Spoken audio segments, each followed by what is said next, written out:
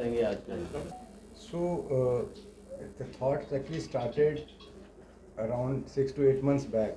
Once I was in this area, so suddenly a call from my patient came and he belonged to that area, and luckily I was in that area at that time.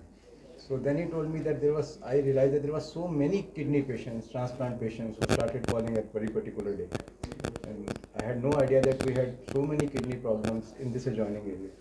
So then this thought started. I shared this thought with our Fortis group, the team, and they also liked it. Yes, we should provide our whole services as far as the kidney is concerned to this area. So that triggered the whole thing. And that is why we are here along with our radiation oncology services. And I think we'll try our level best to give a comprehensive care to the patients, kidney patients, as well as the patients of the oncology in this area. Yeah, similarly, I am coming to Jammu for oncology, taking part in oncology conferences और classes लेने के लिए, बच्चों को पढ़ाने के लिए 2012 से मैं आ रही हूँ. हर साल 2-3 बार तो मेरा विज़िट हो ही जाता है. पेशेंट्स भी काफ़ी हैं यहाँ से जो आते हैं. Jammu, I would like to say, Jammu में पिछले 2011 से लेकर आज 24 तक काफ़ी एडवांसेस हुआ है ऑन्कोलॉजी में. न्यू कैंसर हॉस्पिटल्स आए हैं and it's very good. Jammu has done very good in oncology. लेकिन फिर भी ऑन्कोलॉजी एक ऐसी सब्जेक्ट है जिसमें टीम वर्क की ज़रूरत है. बहुत सारे फैसिलिटीज़ हर हॉस्पिटल में नहीं हो सकता है. कोई भी हॉस्पिटल में सभी फैसिलिटीज़ पॉसिबल नहीं है. इसलिए हमें सबको एक साथ काम करने की ज़रूरत है, क्योंकि हमारा एक ही मिशन है. कैंसर में सबको इक्वल ट्रीटमेंट मिलना चाहिए, चाहे वो गरीब हो या अमीर हो. इक्वल ट्रीटमेंट मिलना चाहिए, और वो तभी हो सकता है अगर हम सबको इस साथ में मिलके काम करें.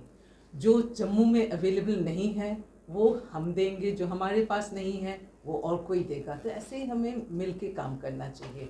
ऑन्कोलॉजी में और एक बात बहुत इम्पॉर्टेंट है कि अर्ली डायग्नोसिस. शुरुआत में अगर डायग्नोसिस नहीं हो पाती है, ट्रीटमेंट में क्योर होने के चांसेस घट जाता है. जितनी अर्ली डायग्नोसिस होगी, पहला स्टेज दूसरा स्टेज में, ठीक होने के चांसेस ज़्यादा बढ़ जाता है और एक्सपेंसेस भी कम हो जाते हैं. जैसे जैसे स्टेज बढ़ते जाता है, पहला स्टेज से तीसरा स्टेज, चौथा स्टेज आ जाता है, फिर ठीक होने के चांसेस घट जाते हैं और एक्सपेंसेस बढ़ जाते हैं. इसीलिए जो गोल्डन पीरियड है, शुरुआत में हमें कैंसर को पकड़ना है. और इसके लिए भी हमें कैंसर जो स्पेशलिस्ट है, हमें ही पहला स्टेप लेना चाहिए.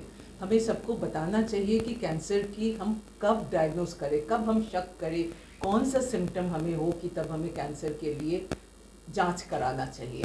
ये सारी चीज़ें हमारे शेयर करने का हमारा विचार है. इसलिए फोर्टिस हम यहाँ पे आए हैं, and along with Starmed hospital, she is a very old friend. So हम लोग साथ में मिलके ये काम कर रहे हैं. Let's hope we give the best to all the patients over here. और हमारे पास अभी MRI लिनैक मशीन आई है. ये इंडिया में दूसरी ही है. अगर हम north India, western India, eastern India लेते हैं, कहीं भी नहीं है ये मशीन. और ये अभी तक द फाइनेस्ट मशीन है फॉर कैंसर ट्रीटमेंट. ऐसा नहीं कि सभी पेशेंट्स को हम ट्रीट कर सकते हैं, लेकिन बहुत सारे पेशेंट्स इसका फ़ायदा उठा सकता है. और चूँकि ये पहला मशीन है, इसलिए हमने, जैसे कि सबको इसको अप्रोच कर सके, इसलिए हमने प्राइस भी बहुत कम रखा है, almost similar to linear accelerator. तो ये सारी बातें हम सबके साथ शेयर करना चाहते हैं, और हम महीने में एक बार ज़रूर आएंगे कि हम सबसे बात कर सके. जो पेशेंट्स फॉलोअप के लिए आना चाहते हैं, डिस्कस करना चाहते हैं, वो आके हम डिस्कस कर सकें. जम्मू का within the span of I think 1 year we are getting into this कि at least 24 hours facility available रहे. As of now हमारा अभी डे केयर सेंटर ही है, तो फ्यूचर में प्लान्स हैं उसको इलाबोरेट करने के. डॉक्टर कौन से? अपना स्टार मैथ्स की मल्टी स्पेशलिटी फैसिलिटी है. ऑल स्पेशलिटीज़ अवेलेबल है मल्टी स्पेशलिटीज़ में. Now we are collaborating with Fortis, so और हम होराइजन कर सकते हैं, इसको और ब्रॉडन अप कर सकते हैं.